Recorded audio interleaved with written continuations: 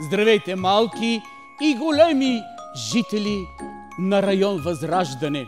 По покана на районния кмет господин Станислав Илиев, тази година съм поканен на тържеството предколедно вълшебство, който ще се състои на 7 декември в парк Възраждане. Каня ви на един страхотен празник с много музика и прекрасно коледно настроение. Коледно матине, концерти, творчески работилници и фермерски пазар с страхотни вкусоти.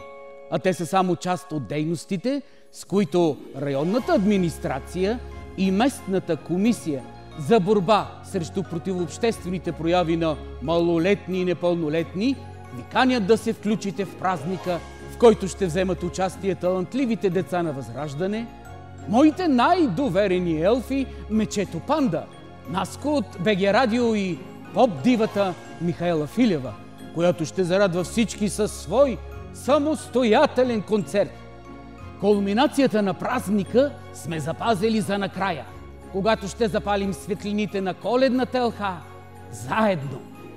Не забравяйте, 7 декември, събота, от 11 до 19 часа, парк Възраждане. Хо-хо-хо! Нямам търпение да се видим. Ха-ха-ха! Хо-хо-хо-хо! Хо-хо-хо-хо! И заповядайте!